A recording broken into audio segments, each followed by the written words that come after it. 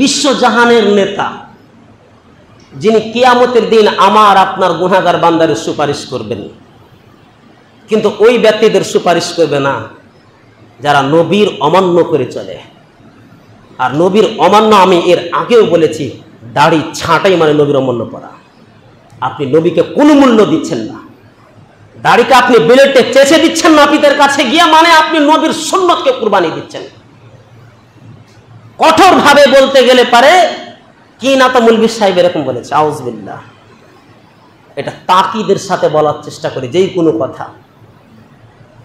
কোনো কথা আমি বলতে যাই এর মধ্যে গুরুত্ব আছে। অবশ্যই যদি আপনি আল্লাহর ভালোবাসা যদি পেতে চান তাহলে নবীকে ভালোবাসতে হবে।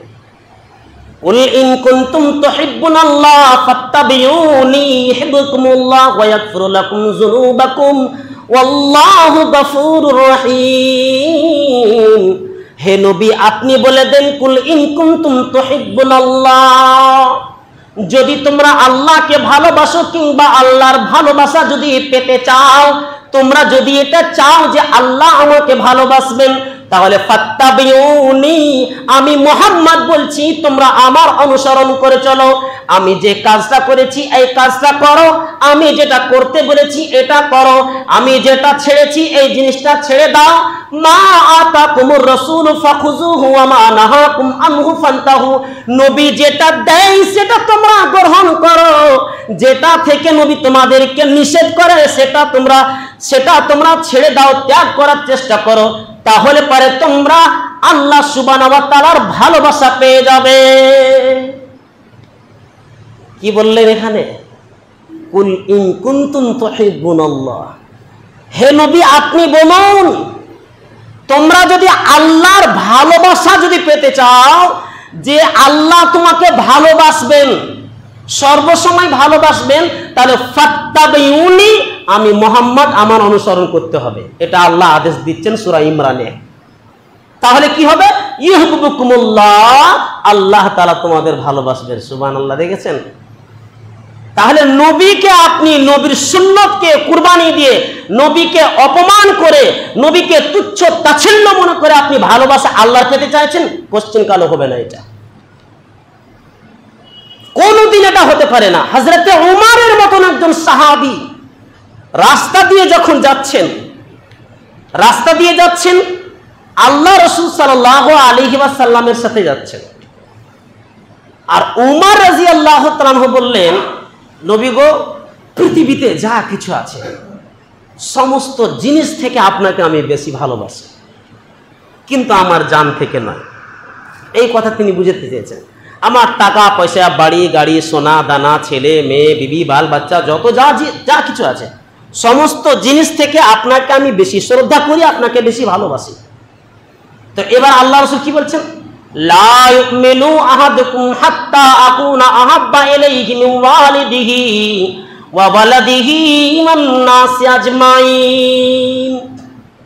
লা ইউমিনু আহাদুকুম হাত্তা আকুনা আহাব্বা ইলাইহি মিন ওয়ালিদিহি, অতক্ষণ পর্যন্ত কোনো ব্যক্তি মুমিন হতে পারবে না, কমপ্লিট মুমিন হতে পারবে না, পরিপূর্ণ মুমিন হতে পারবে না, যতক্ষণ পর্যন্ত নিজের সম্পদ, ছেলে মেয়ে, বাড়ি গাড়ি, টাকা পয়সা, জমি জায়গা, এমনকি নিজের জান থেকেও বেশি ভালো না বাসবে আমি মুহাম্মদকে, ততক্ষণ পর্যন্ত ওই ব্যক্তি মুমিন হতে পারবে না।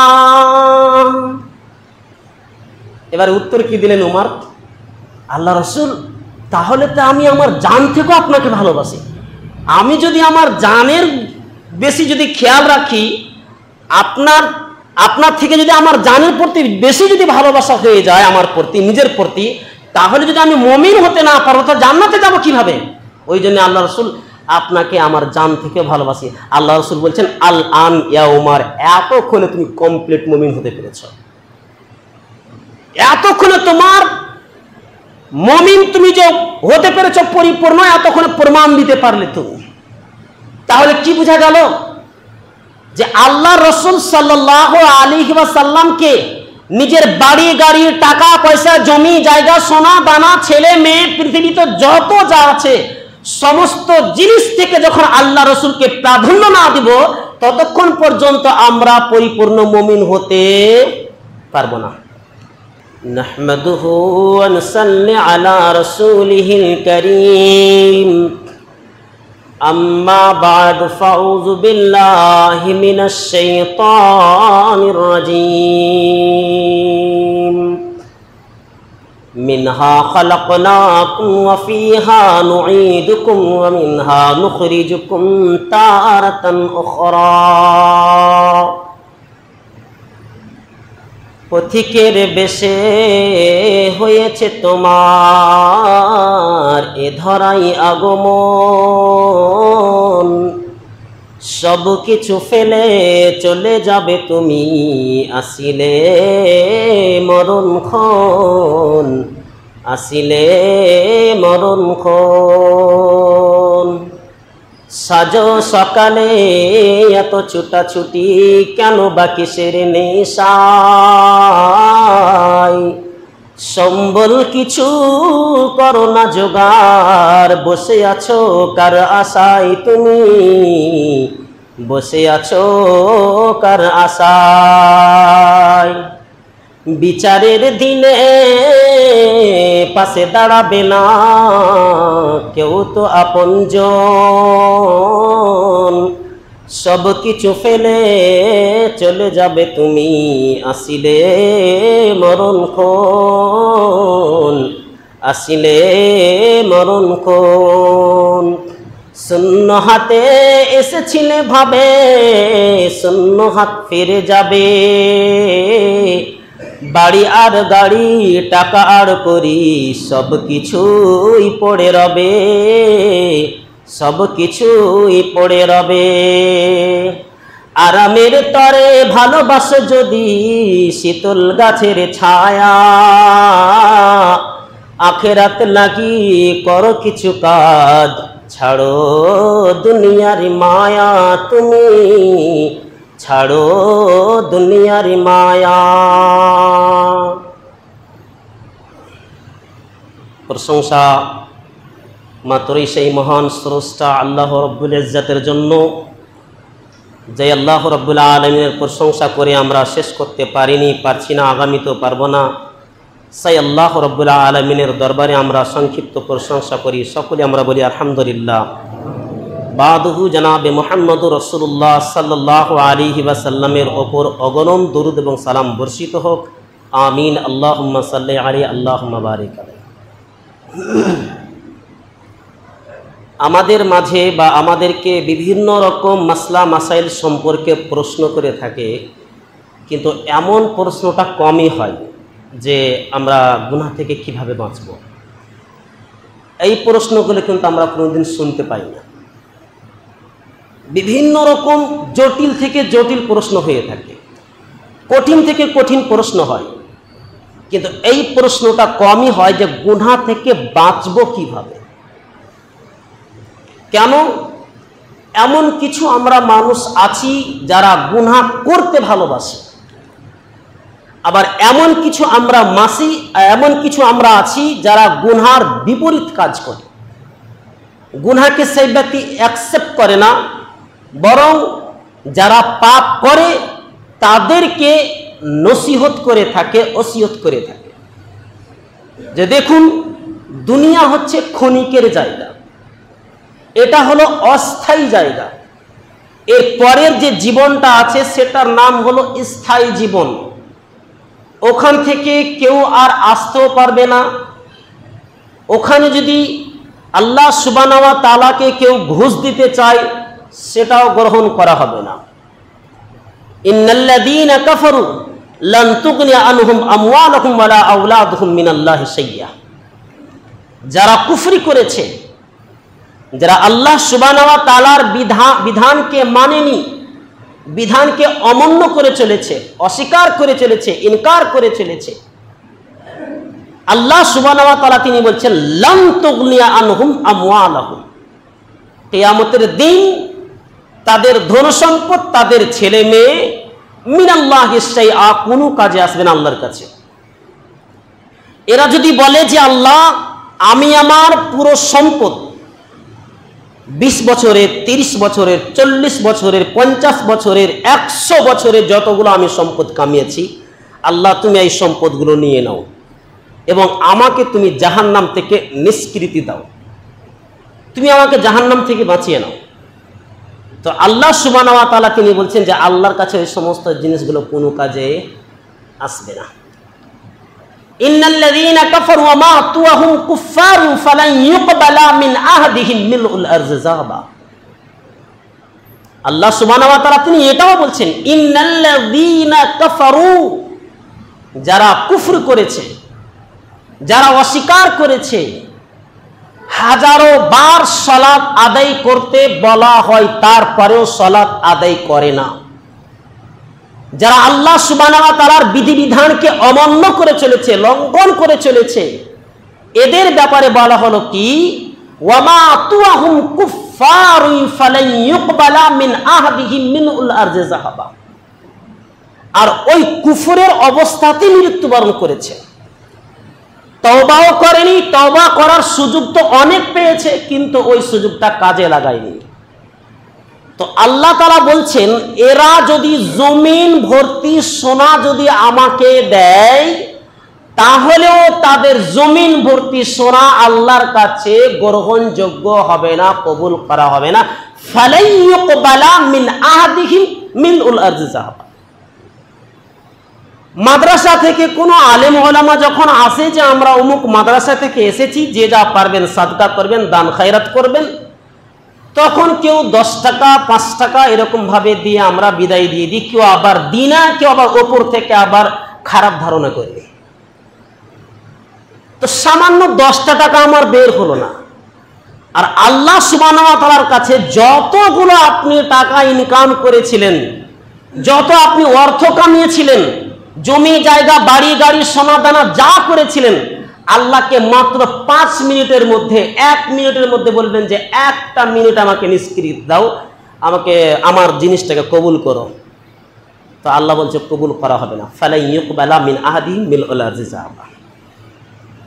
এইগুলো মনে হচ্ছে আপনাদের কাছে একটা মিথ্যা গল্প শোনাচ্ছি, এটা গল্প। যখন কোনো জিনিসের উপরে আমল হবে না, একটা সাধারণ মানুষ কোনো কথা বললে কোরআন হাদিসের জ্ঞান নেই, তার কথা আপনি বিশ্বাস করছেন, আর কোরআনের আয়াত আপনাদের সামনে বলা হচ্ছে আমল করছেন না, তার মানে এটা আপনার কাছে কিছুই না, এর কোনো মূল্য নাই। তবে এটা অবশ্যই ঘটবেই। মানুষের জিনিস, মানুষের কোনো ভরসা নেই। আজকে আপনার পক্ষ দিয়েছে, কালকে আপনার বিপক্ষ হয়ে দাঁড়াবে, এর কোনো ভরসা নেই। আজকে আপনার সুনাম করেছে, কালকে আপনার বদনাম করবে, গ্যারান্টি 100%। কিন্তু আল্লাহ সুবহানাহু ওয়া তাআলা যেটা কথা তিনি বলেছেন ইঞ্চি পর্যন্ত পরিবর্তন হবে না। কওলে খোদা কওলে রসুল ফরমান না বদলা যায়গা, বদলেগা জমানা লাখোं মगर কুরআন না বদলা যায়গা। আল্লাহ আল্লাহ রসুলের কথা কিয়ামত পর্যন্ত জামানা পরিবর্তন হয়ে যেতে পারে, সময় পরিবর্তন হয়ে যেতে পারে, সব কিছু পরিবর্তন হবে, কিন্তু আল্লাহ সুবহানাহু ওয়া তাআলার কথা, রসুলের কথা কিয়ামত পর্যন্ত কোশ্চিনকালে পরিবর্তন হবেই না। যখন আল্লাহ রসুলকে আল্লাহ সুবহানাহু ওয়া তাআলা এত টাইম দিতে পারে, কি টাইম দিতে পারে, ওয়ালাউ তাকাওয়ালা আলাইনা বাযাল আকাবিল লা আখাযনা মিনহু বিল ইয়ামিন সুম্মা লাকাতানা মিনহুল ওয়াতিন। হে নবী, আপনি যদি নিজের তরফ থেকে কোনো কথা বলেছেন, আপনি কোনো কথা যদি রচনা করেছেন, আমি আল্লাহ আপনার গর্দনটাকে আমি ধরব, গর্দনটাকে ধরে আপনার যে রগটা রয়েছে, শিরাটা রয়েছে, এই শিরাটাকে আমি কেটে দিব, তখন কোনো মানুষ আপনাকে আর বাঁচাতে পারবে না। এখানে আল্লাহ সুবহানাহু ওয়া তাআলা নবীকে ধমকি দিচ্ছেন, আর নবীটা আমাদের মতো সাধারণ মানুষ না। তো আমরা এটা সর্বসময় ভাবার চেষ্টা করি। কি ভাবার চেষ্টা করি? যে এই প্রশ্নটা করি, ওই প্রশ্ন করি, এটা জানার চেষ্টা করি, ওটা জানার চেষ্টা করি, নামাজের নিয়ম কানুন পদ্ধতি, হজের পদ্ধতি, কুরবানির পদ্ধতি, আবিঝাবি নফল থেকে নিয়ে একবারে ফরজ সুন্নাত মুস্তাহাব সব জানার চেষ্টা করি, কিন্তু এটা কোনোদিন জানার চেষ্টা করি না গুনাহ থেকে বাঁচবো কেমনে, কিভাবে গুনাহ থেকে বাঁচবো। তো গুনাহ থেকে বাঁচবো এই কথাটা একজন অধম বান্দা, গুনাহগার বান্দা, পাপী বান্দা এসেছিলেন সুফি সম্প্রদায়ের লোক ইব্রাহিম বিন আদহামের কাছে। কি জন্য এসেছিলেন? আমার দুনিয়া চাই না, আমি এই দুনিয়া তুচ্ছ তাচ্ছিল্য জায়গা, দুনিয়াতে সবাই পর মনে হচ্ছে, স্বার্থপর, কেউ মনে হচ্ছে যে আমার উপকারে আসছে না। আমার মা, আমার বাবা, আমার ভাই, আমার বোন, যাদেরকে আমি আপন মনে করছি তারাও আমার শত্রু হয়ে যাচ্ছে। তার মানে দুনিয়াতে পুরো ধোঁকা দেখতে পাওয়া যাচ্ছে। তো আমি দুনিয়ার সাথে সম্পর্কটা ছিন্ন করতে চাই, গুনাহমুক্ত আমি জীবনযাপন করতে চাই। এই কথা ইব্রাহিম বিন আদহামকে গিয়ে বলে এক পাপী বান্দা, ও ইব্রাহিম বিন আদহাম, আমি একজন গুনাহগার বান্দা, পাপী বান্দা, আমি গুনাহ থেকে বাঁচতে চাই, গুনাহ আমি করতে চাই না। কি করে, আমি কোন কাজটা করলে পারে গুনাহ থেকে বাঁচবো? ইব্রাহিম বিন আদহাম তিনি বলছেন, তুমি যদি গুনাহ থেকে বাঁচতে চাও, আমি তোমাকে 5টা উপায় বলে দেব। এই 5টা উপায় যদি, 5টা জিনিস যদি সর্বসময় তুমি স্মরণে রাখো, তাহলে পারে তোমার দ্বারা দিয়ে পাপ বলে কোনো জিনিস হবে না। তুমি যদি চাও যে আমি গুনাহ থেকে বাঁচবো, তাহলে 5টা উপায় বলছি, সর্বসময় এটা স্মরণে রাখবে। এটা 24 ঘন্টাতে শুবার সময় স্মরণ করতে হবে তোমার। তাহলে কি কি? নম্বর 1, যে কোনো পাপ, কোনো পাপকে ছোট মনে করা যাবে না। যে কোনো পাপ তোমার করার ইচ্ছা হলে পারে, তুমি সর্বপ্রথম যে কাজ করবে, আল্লাহর দেওয়া রিজিক বন্ধ করবে। পানি, চা, ডাল, ভাত, শাক, সবজি, হাওয়া, বাতাস, সব এক কথায় আল্লাহর দেওয়া যতগুলো রিজিক আছে সব বন্ধ করে দাও। এর মাথা ঘুরে গেছে? আল্লাহর দেওয়া রিজিক যদি আমি বন্ধ করে দিই, এক কথায় যদি আমি রিজিকই বন্ধ করে দিই, আমি খাওয়া দাওয়া যদি বন্ধ করে দিই, বাঁচবো কেমনে? কিভাবে বাঁচবো? কিভাবে আমি জীবনযাপন করব? ইব্রাহিম বিন আদহাম তখন বলছে, হতভাগা, নিমক হারামি, তোমার লজ্জা করে না? তুমি আল্লাহর দেওয়া রিজিক খেয়ে তার সাথে বিদ্যাচারণ করবে? তুমি আল্লাহর দেওয়া রিজিক ভক্ষণ করবে এবং আল্লাহর সাথে তুমি নাফরমানি করবে? তুমি আল্লাহকে কষ্ট দিবে, আল্লাহকে গালি দিবে, তুমি আবার শিরিক করবে, বেদাত করবে, কাবিরা গুনাহ করবে, তুমি সালাত আদায় করবে না, তুমি যাকাত বের করবে না, তুমি গালিগুলাজ করবে, গীবত করবে, সমালোচনা করবে। তুমি আল্লাহর দেওয়া রিজিক ভক্ষণ করছো আর একদিক থেকে তুমি পাপ করবে, এটা কেমনে হতে পারে? তখন সেই বান্দা, গুনাহগার বান্দা বলছে, আপনার কথা আমি বুঝতে পেরে গেছি, হালকা একটু বুঝে এসেছে। আর কিছু পয়েন্ট বলেন। 2 নম্বর পয়েন্ট, আমি তোমাকে 5টা পয়েন্ট বলবো। 2 নম্বর পয়েন্ট, যখন তোমার পাপ করার ইচ্ছা হবে, যে কোনো পাপ, ছোট যে পাপগুলোকে আমরা ছোট মনে করছি, এই পাপটা যখন কন্টিনিউ হতে থাকবে, অভ্যাসে যখন পরিণত হয়ে যাবে, তখনই এই গুনাহটা কাবিরা গুনাহতে পরিণত হয়ে যাবে। আমরা জানতে চাই না যে কাবিরা গুনাহ কোনটাকে বলে? তো কাবিরা গুনাহ একটা ছোট সাগিরা গুনাহ করে ফেললেন, ওই গুনাহটা যখন আপনি অভ্যাস করে ফেলবেন, তখন এটাই হয়ে যাবে আপনার জন্য কাবিরা গুনাহ, মানে আপনি আর ছাড়তে পারছেন না। যেমন কিছু আমাদের যুবক ভাইয়েরা আছে, মোবাইলে এমনভাবে গেম খেলে বসে বসে, এ ছাড়তে পারছে না। এ প্রতিদিন একটা এর হাজির হয়ে গেছে, ডিউটি হয়ে গেছে যে এটা আমাকে ডিউটি পালন করতে হবে। মানে ও গেম না খেলে থাকতে পারবে না, সারা রাত গেম খেলবে, সকালে খেলবে, দুপুরে খেলবে, সর্বসময় খেলবে। এটা এর জন্য কাবিরা গুনাহ। টাইম বরবাদ করছে, সময়ের মূল্য দিচ্ছে না। কিয়ামতের দিন এই সম্পর্ক জিজ্ঞাসা করা হবে। খায়ের অন্য কথা। তো এখন ইব্রাহিম বিন আদহাম বলছে, 2 নম্বর কথা হলো যে তুমি যে পাপ থেকে যদি বাঁচতে চাও, তো 2য় নম্বর যে কাজটা করতে হবে, আল্লাহর যত বড় এরিয়া আছে, যত বড় সীমানা আছে, অর্থাৎ আল্লাহ সুবহানাহু ওয়া তাআলার পৃথিবীর বাইরে পাপ করো। তুমি জিনা করতে চাইছো, আল্লাহর জমিনের বাইরে করো। তুমি শিরিক করতে চাইছো, আল্লাহর জমিনের বাইরে করো। তুমি গীবত করতে চাইছো, আল্লাহর জমিনের বাইরে করো।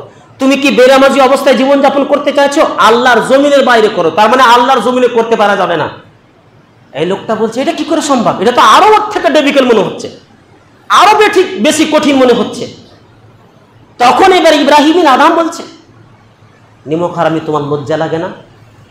তুমি আল্লাহর দেওয়া জমিনে থাকবে, আল্লাহর বিছানাতে ঘুমাবে, আল্লাহর জমিন থেকে ফসল উৎপন্ন করবে, আল্লাহর জমিন থেকে কারোবার করবে, বিজনেস করবে, বাড়ি গাড়ি সব কিছু করবে, ছেলে মেয়ে বিয়ে শাদী সব কিছু করবে, আল্লাহর জমিন থেকে সমস্ত জিনিস তুমি ভক্ষণ করবে, আর তুমি আল্লাহর সাথে বিদ্যাচরণ করবে? এটা কি করে হতে পারে?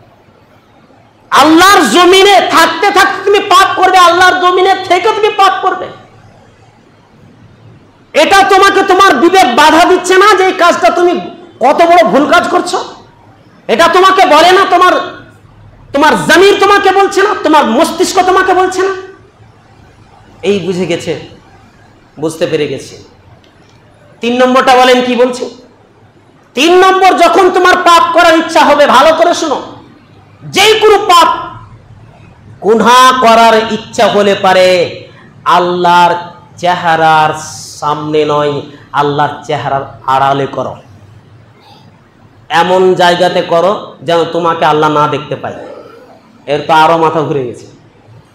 পৃথিবীতে এমন কোনো জায়গা আছে নাকি যেখানে আল্লাহ তাআলা তিনি পরিবেষ্টন করে নাই? এমন কোন জায়গা পৃথিবীতে আছে? মানুষ দেখতে পাক চাহে না পাক, কিন্তু আল্লাহ সুবহানাহু ওয়া তাআলা তিনি দেখছেন। ওই জন্য আপনি যদি মনে করেন যে আল্লাহ সুবহানাহু ওয়া তাআলা আমি কিভাবে গুনাহ থেকে বাঁচবো, তো মোবাইলে লিখে রাখবেন Allah is watching me, Allah is follow me. Allah আমাকে দেখছেন, আল্লাহ আমাকে ফলো করছেন। তাহলে ইব্রাহিমের আদম তাকে এই কথা বললেন কি, যে তুমি মনে করো যে আল্লাহ আমাকে দেখছেন, তুমি বসে বসে মদ পান করছো, এটা আল্লাহ দেখছে। এই বান্দা কত বড় বিদ্যাচরণ করছে আমার সাথে, আমার চোখের সামনে মদ পান করছে, এটা আল্লাহ বলছে। আমার চোখের সামনে তাবিজ ব্যবহার করছে, কবরের সামনে মাথা নত করছে, এটা আল্লাহ দেখছেন। তুমি যে গীবত করছো কারোর সামনে, এটা আল্লাহ দেখছে, যে হ্যাঁ এই যে কাজটা করছে এটা আল্লাহ দেখছে। তো ইব্রাহিমের আদম তিনি বলছেন পাপ করলে পারে আল্লাহর চেহারার আড়ালে পাপ করো, আল্লাহর চোখের আড়ালে পাপ করো। ইব্রাহিমের আদম যখন এই কথা বললেন, তখন গুনাহগার বান্দা বলছে যে এমন কোনো জায়গা আছে নাকি যে যেখানে আল্লাহ তাআলা দেখছেন না? কোরআনে তো আল্লাহ তাআলা উল্লেখ করেছেন, ইয়ালামু খাইনাতাল আয়ুনি ওয়া মা তুখফিস সুদূর। হে পৃথিবীর মানুষ, তোমরা যেখান দিয়ে চলাফেরা করো না কেন, একদিকে তোমার দৃষ্টি আছে, একদিকে তোমার চক্ষু রয়েছে। আল্লাহ তাআলা এটাও দেখছেন যে তোমার চক্ষু কিভাবে সেটাকে অস্বীকার করে চলছে, চুরি করে চলছে। মানুষকে দেখতে পাবেন না যে রাস্তা দিয়ে ঠিক চলছে কিন্তু চোখটা বেঁকা হয়ে গেছে, আল্লাহ বলছে এটাও জানে। ওয়া মা তুখফিস সুদূর, শুধু দেখেন না তোমার অন্তরের ভিতরে কি কথা কল্পনা হচ্ছে, কি প্ল্যানিং করছো, এটাও আল্লাহ তাআলা তিনি জানছেন। অন্তরে তুমি কি ভাবছো, এটাও আল্লাহ জানছেন। ওয়া ইন্না আলাইকুম লাহাফিদিনা কিরামান কাতিবিন ইয়ালামুনা মা তাফআলুন। আল্লাহ সুবহানাহু ওয়া তাআলা তিনি বলছেন ওয়া ইন্না আলাইকুম লাহাফিদিনা কিরামান কাতিবিন। আল্লাহ তাআলা আমার আপনার তথা সারা বিশ্ব জাহানে যতগুলো মানুষ আছে সমস্ত মানুষের কাঁধে 2টি করে ক্যামেরা রেখে দিয়েছেন। এই সিসিটিভি ক্যামেরা, যেটার নাম হলো কিরামান কাতিবিন। কোথায় যাচ্ছেন, কি করছেন না করছেন, সমস্ত জিনিস কিন্তু রেকর্ডিং করা হচ্ছে 2টি ক্যামেরার দ্বারা দিয়ে। শপিং মহলে গেলে পারে দেখছি যে হ্যাঁ এখানে একটা সিসিটিভি ক্যামেরা লাগা আছে, চুরি করা আমার সাহস হবে না, চুরি করার নিয়তে বের হয়েছি কিন্তু এখানে চুরি করতে পারবো না। কোনো জুয়েলার্স দোকানে গেছেন, সেখানে দেখছেন যে আরে এখানেও তো সিসিটিভি ক্যামেরা, লোক নয় নামাজ পড়তে গিয়েছে কিন্তু সিসিটিভি ক্যামেরা আছে। মানে যে কোনো কাজ করতে গিয়েছেন, হয়তো স্কুলে কোনো ছেলে খারাপ কাজ করতে গিয়েছে, দেখছে যে আরে এও তো ফোকাস মানে আমাকে ফলো করছে, ক্যামেরা লাগা আছে এখানে, তাহলে কাজ করতে পারলে না, 3 জায়গাতে বাধা খেয়ে গেলেন। ওই ক্যামেরা দেখে ভয় খেয়ে গেলেন। কেন? আপনি জানতে পারছেন না ক্যামেরা চলছে কি চলে না, বন্ধ হয়ে থাকতে পারে, কারেন্ট চলে গেলে বন্ধ হয়ে গেল, ব্যাটারি ডিসচার্জ হয়ে গেলে বন্ধ হয়ে গেল, এর কোনো ভরসা নেই। কিন্তু আল্লাহ তাআলা আমার আপনার কাঁধে যে 2টি যে সিসিটিভি ক্যামেরা ঠিক করে রেখেছে, এটা কিয়ামত পর্যন্ত নষ্ট হওয়ার সম্ভব নেই, কিয়ামত পর্যন্ত নষ্ট হবে না। আপনি যা করছেন, আপনি যা করছি, সমস্ত জিনিস আল্লাহ তাআলা রেকর্ডিং করে রাখছেন। 20 বছরে আমি যা করেছি সব রেকর্ডিং আছে। এরা সব জিনিস রেকর্ডিং করে রেখেছেন। কেন রেখেছেন? ওর প্রমাণ আল্লাহ তাআলা বলছেন, ওয়াউযিয়াল কিতাব ফাতারাল মুজরিমিনা মুশফিকিনা মিম্মা ফীহি ইয়াকুলুনা ইয়া ওয়াইলাতানা মা লিহাযাল কিতাব। আল্লাহ সুবহানাহু ওয়া তাআলা তিনি বললেন, ওয়াউযিয়াল কিতাব ফাতারাল মুজরিমিনা মুশফিকিনা মিম্মা ফীহি ইয়াকুলুনা ইয়া ওয়াইলাতানা মা লিহাযাল কিতাব। যখন তাদের সামনে নামায় আমলকে রেখে দেওয়া হবে, যখন তাদের সামনে আমল নামাকে রেখে দেওয়া হবে, 20 বছরের জীবনে যে সমস্ত পাপ করেছে, যে সমস্ত নেকি করেছে, ওই খাতাটাকে রেখে দেওয়া হবে। তখন তার সামনে ওই খাতাটা খুলে দেওয়া হবে। তখন আল্লাহ সুবহানাহু ওয়া তাআলা তিনি বলছেন, নবী হে, তখন আপনি দেখবেন ফাতারাল মুজরিমিনা, গুনাহগার বান্দা ভয়ে ভীতি হয়ে যাবে। তার শরীর থেকে ঘাম ঝরতে শুরু করবে, মাথা থেকে ঘাম ঝরতে শুরু করবে এবং এই শব্দ বলতে থাকবে, ইয়াকুলুনা ইয়া ওয়াইলাতানা মা লিহাযাল কিতাব। আল্লাহ, এটা কেমন বই, এটা কেমন রেজিস্টার। আমি ছোট পাপ করেছিলাম, এটাও এর মধ্যে লিপিবদ্ধ রয়েছে। আমি বড় পাপ করেছি, ওই পাপটাও তুমি লিপিবদ্ধ করে রেখেছো। আমি যে একটা ছোট নেকি করেছিলাম, ওই নেকিটাও এর মধ্যে আছে। বড় নেকি করেছি, ওটা এর মধ্যে লিপিবদ্ধ রয়েছে। লা ইউগাদিরু সাগীরাতান ওয়ালা কাবীরা। যা কিছু আপনি করেছি সব রেকর্ডিং হয়েছে। আমি জানতে পারছি না, দেখতে পাই না বলে জানতে পারি না। পৃথিবীতে কত মানুষ পাপ করে, অনেক মানুষ পাপ করে। যারটা ফেসবুকে ভাইরাল হয়ে যায়, এই লোকটা এরকম, কিন্তু অনেক মানুষ পাপ করে, জানতে পারে না, তখন অপমান হয়। তো আল্লাহ তাআলা ওই রকম, যে ফেসবুক দেখে তোমার ভয় হয় না যে এটা লিক হয়ে গেল, এই ভিডিওটা ভাইরাল হয়ে গেল, কে পোস্ট করে দিয়েছে আমার বদনাম করার জন্য? তখন রাস্তা না পেলে পারে নিজেকে আত্মহত্যা করে, আর কোনো রাস্তা খুঁজে পায় না, তো কি করবে? তো আল্লাহ সুবহানাহু ওয়া তাআলা সামান্যত এই পৃথিবীতে কয়েকটা মানুষ আছে। পৃথিবীর জন্ম থেকে নিয়ে যেদিন থেকে আল্লাহ পৃথিবী সৃষ্টি করেছেন, সেই সৃষ্টি থেকে নিয়ে কিয়ামত পর্যন্ত যতগুলো মানুষ আছে, সব মানুষ আমাকে দেখবে। এটা কি আমার ভয় ঢুকে না? এটা কি আমার মধ্যে আসছে না? তো ইব্রাহিমের আদম কি বললেন, যে যখন তোমার পাপ করার ইচ্ছা হবে, তখন তুমি আল্লাহর চোখের আড়ালে পাপ করো। এই বান্দা বলছে, রাস্তা খুঁজে পেলাম না, আর কোনো রাস্তা নেই। নম্বর 4, যখন তোমার পাপ করার ইচ্ছা হবে, মালাকুল মউত, 4 নম্বরে মালাকুল মউত যখন তোমার কাছে আসবে, তখন তুমি মালাকুল মউতকে বলো, দাঁড়াও দাঁড়াও দাঁড়াও দাঁড়াও দাঁড়াও, 4 মিনিট সময় দাও, 5 মিনিট সময় দাও, 10টা মিনিট সময় দাও, অজু করি, নামাজ পড়ি, তওবা করি, দমটা আদায় করে নিয়ে চলে যাও। আর কিছু চাই না। আমি বলবো না যে অর্থ কামাবো, আমাকে শুধু অজু করার সময় দাও, নামাজ পড়ার সময় দাও, 2 রাকাত আল্লাহর সাথে কথা বলো, মরার আগে লা ইলাহা ইল্লাল্লাহটা পড়তে দাও। তখন সেই গুনাহগার বান্দা বলছে, এটা তো সম্ভব নয়, এটা আল্লাহ সুযোগ দিবেন না, 1 সেকেন্ড এদিক ওদিক পরিবর্তন হবে না, আগে পিছু হবে না। যেটা আল্লাহ সময় নির্ধারিত করেছেন, সেই সময় আমাকে আপনাকে মরতে হবে। তো এই যে ইব্রাহিম বিন আদম বললেন যে কথাটা, যে মালাকুল মউত যখন তোমার কাছে আসবে, তখন মালাকুল মউতকে বলিও, কাকুতি মিনতি করে বলিও, দোহাই করে বলিও যে হে মালাকুল মউত, তোমাকে আমি আর্তনাদ করে বলছি, আমাকে একটু সুযোগ দিয়ে দাও।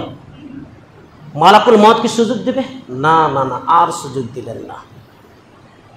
হাত্তা ওয়া হুম ইস্তারিখুনা ফিহা রাব্বানা আখরিজনা না'মাল সালিহা গায়রাল্লাযী কুন্না না'মাল আওয়ালাম নুআম্মিরকুম মা ইয়াতাযাক্কারু ফীহি মান তাযাক্কার ওয়া জাআকুমুন নাযীর। আল্লাহ সুবহানাহু ওয়া তাআলা তিনি বলছেন, ওয়া হুম ইস্তারিখুনা ফিহা রাব্বানা, জাহান্নামীরা যখন আর্তনাদ করে বলবে, আল্লাহ তুমি আমাকে দুনিয়াতে পাঠিয়ে দাও, আল্লাহ তুমি আমাকে ওই দুনিয়াতে পাঠিয়ে দাও যেখান থেকে আমি আমার পরিবারকে ছেড়ে এসেছি, সেখানে তুমি আমাকে পাঠিয়ে দাও। কেন পাঠিয়ে দাও? আমি ভালো কাজ করে আসবো। গায়রাল্লাযী কুন্না না'মাল, যেই কাজ করতাম এই কাজ করব না, এর বিপরীত কাজ করে আসবো। সূরা ফাতিরের 37 নম্বর আয়াতে আল্লাহ তাআলা এটা কোট করেছেন। ওই কাজ করে আসবো যেটা আমি করিনি, এর বিপরীত করব। তার মানে এতদিন পাপ করতাম, এবার নেকি করে আসবো। আর মোবাইলও সময় নষ্ট করব না, আর কোনো মানুষের ইজ্জত নিয়েও ছিনিমিনি খেলবো না। আল্লাহ তুমি আমাকে পাঠিয়ে দাও, শুধু ইবাদত বান্দেগি করব। আল্লাহ তাআলা উত্তর দিবেন, আওয়ালাম নুআম্মিরকুম মা ইয়াতাযাক্কারু ফীহি মান তাযাক্কার। বান্দারে, আমি কি তোমাকে 20 বছর সময় দিই নাই? আমি কি তোমাকে 30 বছর সময় দিই নাই? আমি কি তোমাকে 40 বছর সময় দিই নাই? আওয়ালাম নুআম্মিরকুম, আমি কি তোমাকে বয়স দিলাম? বয়স দিই নাই। যদি এই বয়সটা তুমি কাজে লাগাতে, যদি তুমি নসিহত গ্রহণ করতে, তাহলে পরে আজকে তুমি জাহান্নামের আযাব থেকে বেঁচে যেতে। আমি কি তোমাকে বয়স দিই নাই? অবশ্যই আমি তোমাকে বয়স দিয়েছিলাম, সেই বয়সটা পানির মতো তুমি নষ্ট করে ফেলেছ। এই বয়সটা কোনো মূল্যায়ন করনি তুমি, এটাকে তুমি কোনো গুরুত্বপূর্ণ মনে করনি যে আল্লাহ যে এতগুলো বয়স দিয়েছেন আমাকে ইবাদত করার জন্য, খেলতামাশা করার জন্য, সময় নষ্ট করার জন্য নয়, নিজেকে ব্যর্থ করার জন্য নয়, নিজেকে ধোঁকা দেওয়ার জন্য নয়। এসেছি একাই তো আসতে পারিনি, আল্লাহ তাআলা আমাকে নিয়ে এসেছেন পৃথিবীর বুকে। নিজের ইচ্ছা মতো তো আসেনি, আল্লাহর ইচ্ছা মতো এসছে, আল্লাহর ইচ্ছা মতো যাব। তাহলে কিসের এত অহংকার, কিসের পাপ এত? তাহলে আমাকে আপনাকে আর সুযোগ দিবে না। ইব্রাহিম আদম যখন এই কথা বললেন যে আল্লাহ মালাকুল মউত কে যখন তুমি বলবে যে আমাকে নিষ্কৃতি দাও, তখন মালাকুল মউত কি সুযোগ দিবে? না, সুযোগ দিবে না। আর নম্বর 5, মারা গিয়েছো, তোমার ঘোষণা হয়ে গেছে, আল্লাহ বিচার শুনিয়ে দিয়েছেন। জান্নাত জাহান্নামের মধ্যখানে জন্তু কেটে, একটা জন্তু জবাই করে আল্লাহ বলে দিয়েছেন এই হচ্ছে শেষ মৃত্যু, এরপরে আর কোনো কথা নেই। আজ থেকে হয়ে গেল যার কপালে জাহান্নাম, সেই দাও দাও করে চিরস্থায়ী। আর যেই সাকসেসফুল কামিয়াব হয়ে গেছে, জান্নাত লাভ করেছে, সেই চিরতরে জান্নাতে থাকবে। এই ফয়সালা আল্লাহ সুবহানাহু ওয়া তাআলা শুনিয়ে দিয়েছেন। তখন তুমি ওই জাহান্নামের মালিককে বলবে যে আমাকে এবার দুনিয়ায় পাঠাও, আমাকে এবার জাহান্নাম থেকে আমাকে দুনিয়াতে পাঠিয়ে দাও। তো ইব্রাহিম আদম যখন এই কথা বললেন, তো গুনাহগার বান্দা বলছে সেই সুযোগ তো আমাকে আর দিবে না। তাহলে নিমক হারামি যখন তোমাকে সুযোগ দিবে না, পাপ কিসের করবে? তুমি সব কিছু জানতে পারছো, তারপরেও কেন তুমি পাপ করছো? তোমার কি মনে হয় না যে আমি এখন ঝগড়া করতে করতে করতে করতে মালাকুল মউত যদি বলে ওর দমটাকে আদায় করে নে, ব্যাস শেষ, ওর রূহটাকে বের করে নিয়ে আয়। রাত্রে মোবাইল দেখে দেখে, রাত্রে জঘন্য কাজ করতে করতে শুয়ে পড়েছো, সুযোগ হলো না সকালে উঠার, সূর্য দেখতে পেলে না, আর তুমি দুনিয়া থেকে চলে গিয়েছো। তখন মানুষে বলা বলি করতে শুরু করলো, কালকে তো লোকটা ভালো ছিল। কত এরকম ঘটনা ঘটে গেছে। কিভাবে তোমার মৃত্যুটা হলো? তাহলে তোমার শেষ যেটা কাজ সেটা হলো কি? মোবাইল দেখে ঘুমিয়ে পড়েছে। শেষ কাজ যেটা হলো কি? সেটা তোমার স্ত্রীর সাথে ঝগড়া করে শুয়েছো। তোমার শেষ কাজ কোনটা হয়েছে? মাকে কষ্ট দিয়ে তুমি শুয়ে পড়েছো। তোমার শেষ কাজ কি হয়েছে? একটা ইমানদারের অপবাদ লাগিয়ে তুমি শুয়ে পড়েছো। তোমার এটাই হচ্ছে শেষ কাজ। আল্লাহকে নারাজ করে শুয়ে পড়েছো, আর তুমি সকালে সূর্য দেখতে পেলে না। সবসময় আমাকে ভাবতে হবে, রাত শুয়ে গেলাম মানে মারা গেছি, আর দুনিয়ার সাথে আমার সম্পর্ক নেই, এবার আল্লাহর সাথে আমার সম্পর্ক হচ্ছে। আপনি তখনই বুঝতে পারবেন যে আমি সত্যিকারই দুনিয়া থেকে একেবারে বিদায় নিয়ে চলে গেছি, যখন আপনার পাশে আপনার স্ত্রী শুয়ে আছে, আর আপনি এমন একটা ভয়ঙ্কর স্বপ্ন দেখছেন, পা হাত হিলাচ্ছেন, আপনার স্ত্রী জানতে পারে না। তখন আপনি ভাববেন যে সত্যিকারই আমি এই দুনিয়াতে ছিলাম না, অবশ্যই তার মানে আমি অন্য কোনো জায়গাতে ছিলাম, আমার রুহের সাথে এটা সম্পর্ক চলছে। পাশে শুয়ে আছে আমার ছেলে, আমার স্ত্রী, আমি পা হাত লাফিয়ে চলে যাচ্ছি, আমাকে সাপে তাড়াও করছে, কুকুরে তাড়াও করছে, বাঘে তাড়াও করছে, কেউ জানতে পারে না পা হাত হিলাচ্ছি। এবার স্ত্রীকে জিজ্ঞাসা করলাম, তোমার কি কোনো জায়গাতে চোট লেগেছে, আঘাত ফাঘাত লেগেছে? কি কথা বলছো? না তো আমি হাত পা হিলাচ্ছিলাম। বলছে না, কিছু জানতে পারিনি। এটা তোমার হাতের সাথে হয়নি, তো তোমার আত্মার সাথে হয়েছে। তখন বুঝতে পারবে যে হ্যাঁ, সত্যিকারই আযাব হবে। তো ইব্রাহিমের আধাম যখন এই 5টা উপায় বললেন, তখন সেই বান্দা অঝোর নয়নে কান্না করতে শুরু করেছে। কান্না করতে করতে পুরো জামা কাপড় সব ভিজে গেছে। ইব্রাহিমের আধাম বললেন, তুমি কি বুঝতে পারলে? আমি যে এতক্ষণ পর্যন্ত তোমাকে বুঝালাম, তুমি কি বুঝলে আমার কথা? আর কান্নাই বা করছো কেন? তখন সেই ইব্রাহিমের গুনাহগার বান্দাটা বলছে, পাপী বান্দা, অধম বান্দা বলছে যে আমি একটাই জিনিস বুঝতে পারলাম, গুনাহ করার কোনো সুযোগ নেই আমার ভিতরে। এতক্ষণ পর্যন্ত আমি এটাই নসিহত হাসিল করতে পারলাম যে কোনো রকম ভাবে গুনাহ করার রাস্তা নেই, কোনো সুযোগ সুবিধা কিছু নাই। তার মানে আমাকে দুনিয়াতে এমন ভাবে থাকতে হবে অপরিচিত, আমি কাউকে চিনি না। আমার বাবা, আমার মা, আমার ছেলে, আমার আত্মীয় স্বজন, পাড়া প্রতিবেশী, আমি কাউকে চিনি না। আমি একা এসেছি, একাই চলে যাব, এরকম ভাবে আমাকে জীবন যাপন করতে হবে। এটা আমি শিক্ষা পেলাম।